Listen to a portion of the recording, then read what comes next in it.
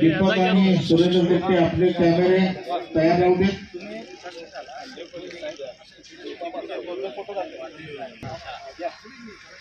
शामराव कांबळे शांबलवाडी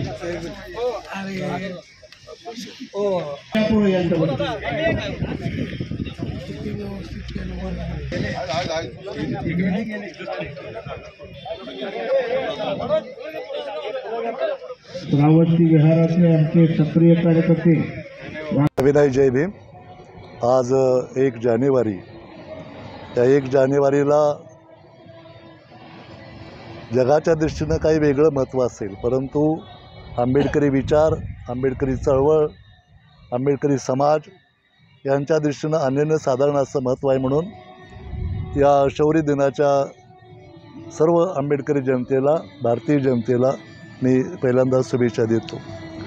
अशी उल्लेख केला त्याप्रमाणे पेशवाईविरुद्ध इंग्रजांची जी लढाई झाली, त्या लढाईमध्ये महार बटालियननं जो पराक्रम गाजवला आणि अमानुषतेचा कळस झालेली पेशवाई नष्ट केली, हा तो आजचा दिवस आहे.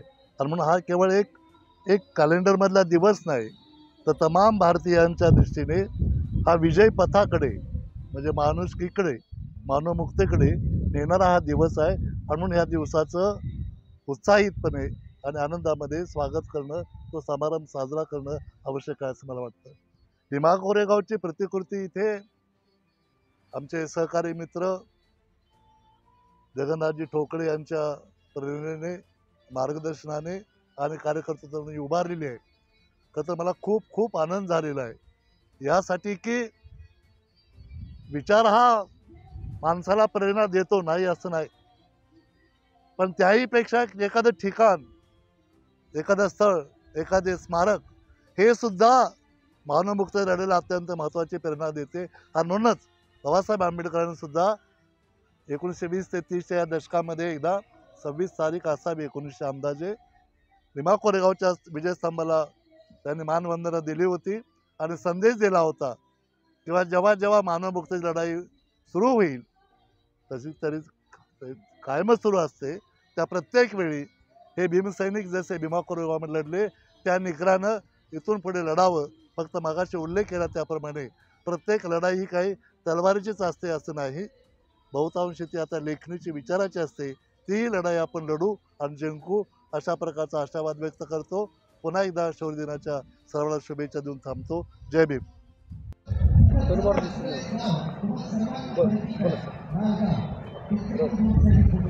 जय भीम.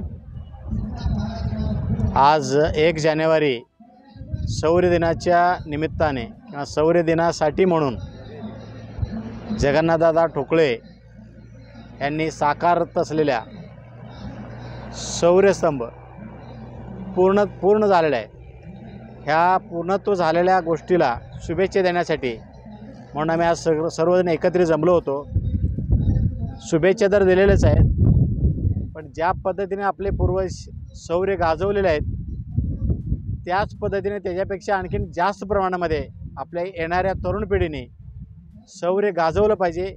शौर्य म्हणजे फक्त लढाईत म्हणत नाही मी, उद्योगधंद्यामध्ये जाऊन लढलं पाहिजे, शिक्षणामध्ये त्यांनी शौर्य गाजवलं पाहिजे, प्रत्येक राजकीय याच्यामध्ये पण शौर्य गाजवलं पाहिजे.